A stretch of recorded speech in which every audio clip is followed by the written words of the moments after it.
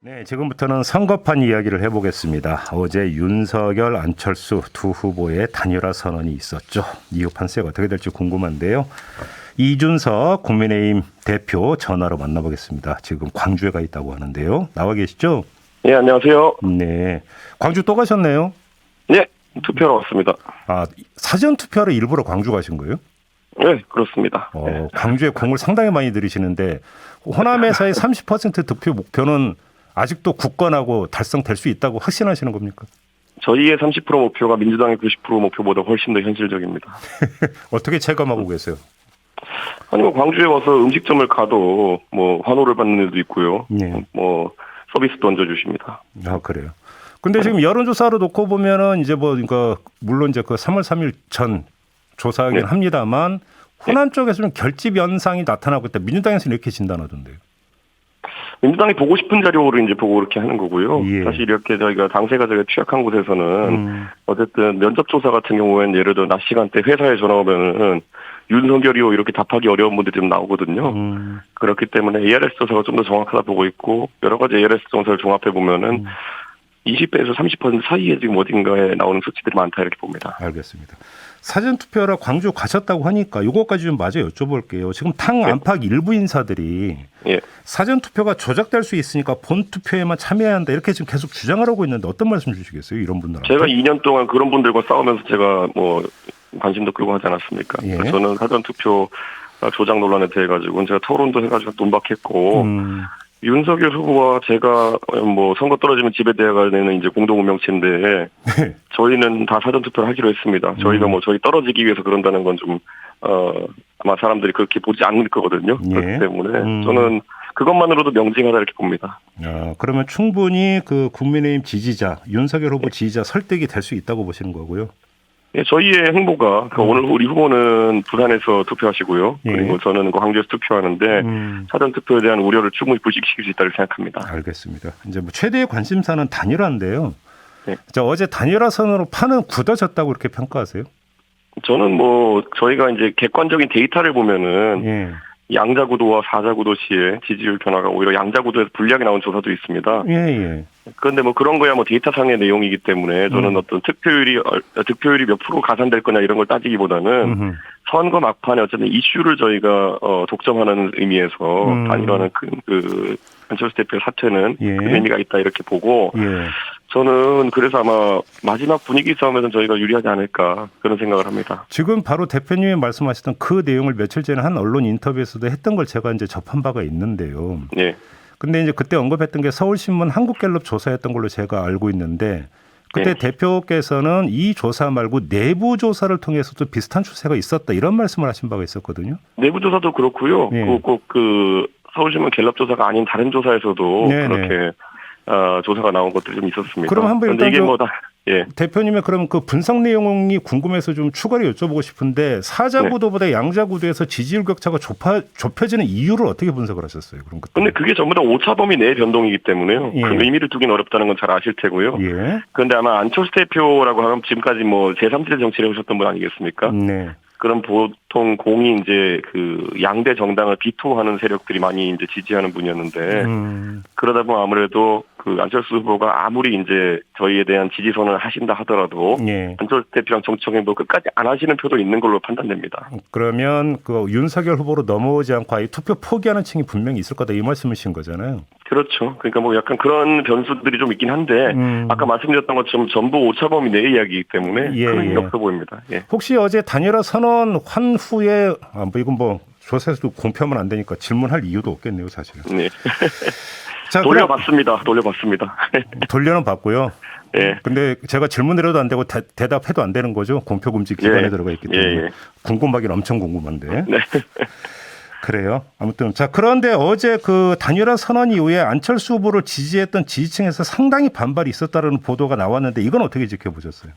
원래 그런 이제 반응이 이제 그 측정하는 도구가 지금 없기 때문에 예. 아마 언론이 이제 뭐 국민의당 당 게시판 이런 것들을 참고해서 이야기하는 것 같은데요. 네네. 뭐 당원 게시판이나 이런 것들은 항상 적극적인 일부의 의사가 투영되는 공간이기 때문에 저는 뭐 그걸 뭐 과학적으로 저희가 받아들일 만한 데이터는 아니다 이렇게 봅니다. 그렇죠. 물론 뭐 이제 네. 데이터로는 얘기를 못하겠지만 대충 분위기는 그래도 좀 감지할 수 있지 않을까 싶어서 한번 질문을 드려봤는데. 아무래도 그런데 뭐 안 대표가 10년 동안 제3지대를 이야기하며 정치하다가 결국엔 이런 선택을 했기 때문에 거기에 네. 실망감을 가진 분들이 있을 수는 있겠죠. 근데 또 그렇지 않은 분들도 상당히 있다 봅니다. 알겠습니다. 아무튼 어제 새벽에 윤석열, 안철수 두 후보가 만난 후에 우리 이준석 대표께 좀 그 따로 설명이 있었습니까? 더 구체적으로 그러니까 공개되지 않은 내용에 대한 설명이 있었습니까?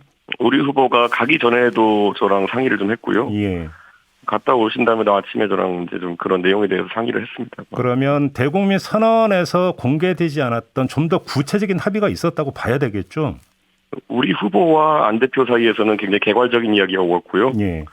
그래서 후보 같은 경우에는 그 뭐 공유할 만한 내용은 단체 공유했지만은 또 반대로 그럼 실무 협상 단계에서 어떤 내용들이 있었는지는 저도 네네. 뭐 이제 좀 차차 파악해도 하겠습니다. 그럼 혹시 그건 장제원 의원부터 설명 안 들으셨습니까? 그런데 뭐 그 장제원 의원이 우리 후보에게 공유했던 것들 중에 후보가 저에게 이야기해줄 만한 그리고 당과 관계된 것들은 이미 다 공유를 했습니다. 그래요? 네. 네. 그러면 예를 들어서 지금 뭐 언론에서는 공동대표 체제 이런 얘기를 하는데 혹시 이런 얘기 들으셨습니까? 설명 과정에서? 그건 저는 들은 바도 없고 그거는 뭐 협의의 대상도 아니었다고 들었습니다. 아, 협의의 대상도 아니다. 예. 그러면 예를 들어서 그 대선 끝나자마자 이제 바로 합당하기로 했잖아요. 그러면 합당이 되더라도 우리 이준석 대표 단일 체제로 이렇게 쭉 가는 걸로 그렇게 지금 받아들이고 계십니까? 거기에 변화는 없을 거로 보이고요. 예. 저는 그런데 이제 그 예전에 서울시장 선거 끝난 뒤에도 원래 바로 합당하기로 했었거든요. 네네. 근데 지금 이제 뭐 그때도 뭐 당명 변경 요구라든지 이런 것들이 나와가지고 무산이 됐었는데 저는 이번에도 뭐 좀 지켜봐야겠죠. 그 국민의당 측에서도 당내 구성원들의 동의가 좀 필요할 테니까요. 그렇죠. 바로 그 점인데요. 그럼 선거 직후에 뭐 어디서 일주일 안에 뭐 이런 얘기 나오던데 그러면 서울시장 보궐선거 후에 진행됐던 그 합당 협상에서 그래도 합의됐던 거기서부터 다시 얘기가 시작이 된다 이렇게 보면 되는 건가요? 전혀 아니죠. 그때는 상황이 완전 다르고요. 예. 그때는 어쨌든 서울시장 선거에 있어서 서울시 공동정부를 꾸리는 것부터 이제 시작해서 얘기했던 것이고. 합당 문제 관련해서 합당 조건 관련해서. 합당 관련해서도 그 당시에 뭐 대선 경선에 대한 공정한 참여라든지 이런 것들을 이야기했었는데 지금 뭐 전혀 시기가 다르기 때문에 네. 뭐 다른 뭐 지방선거에 대한 이야기라든지 이런 것들이 나오겠죠. 그 오늘 아침에 나왔던 보도를 보면 그래서 뭐 최고위원직 2자리를 국민의당한테 준다 이런 식으로 지금 보도가 나오고 있던데 이게 맞는 보도입니까? 혹시 그런 얘기... 그거는 저는 들은 바도 없고 예. 그거는 그 제안도 뭐 당 차원에서 한 적이 없기 때문에 예. 그거는 뭐 협상단이라는 게 뭐 정권을 위임받은 적도 없고 아, 그거는 예, 그건 협상 과정이 있어가지고는 전적으로 예. 당의 영역입니다. 예. 아, 그래서 뭐 어느 지역에서는 공동 그 위원장 둔다 지역 같은 경우 그다음에 최고위원 2자리 준다 이런 얘기는 그건 전혀 금시초문이라는 말씀이시고. 아니, 요구는 할 수 있겠죠 국민의당에서. 예. 그거야말로 당에서 판단해야 되는 부분이니까요. 안철수 대표는 당과 정부로 가는 쪽으로 이야기된 게 맞죠, 대표님?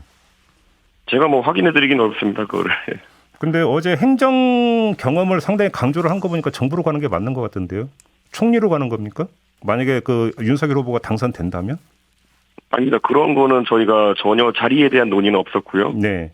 예, 그런 것들에 대해서 뭐 나중에 공동정부가 구성되고 그 서 안에서 적절한 인사들이 추천되고 하면은 고민해 보겠지만은 네. 지금 단계에서 그런 직에 대한 구체적인 논의가 오는 건 없는 거라고 있습니다. 그래요. 그러면 공동정부라고 하는 게 이해하는 사람에 따라서 워낙 범위가 넓은 개념이잖아요. 네. 대표님은 공동정부라는 개념을 어떻게 이해하고 계세요?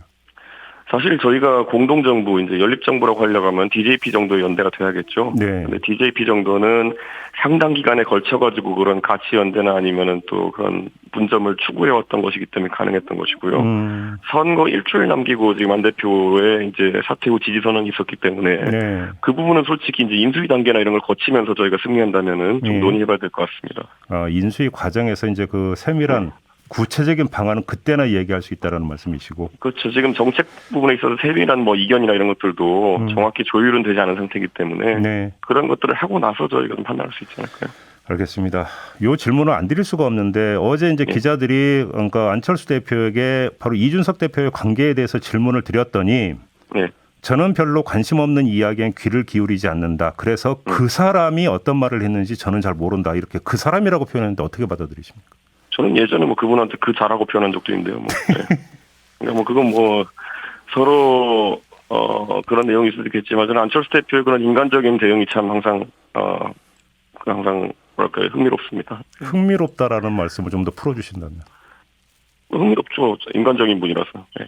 그러니까 그러니까 지금 그 우리 대표님 말씀의 뉘앙스에서도 좀 약간 감정이 묻어나오는 것 같은데 제가 그렇게 이해를 해도 되는 겁니까?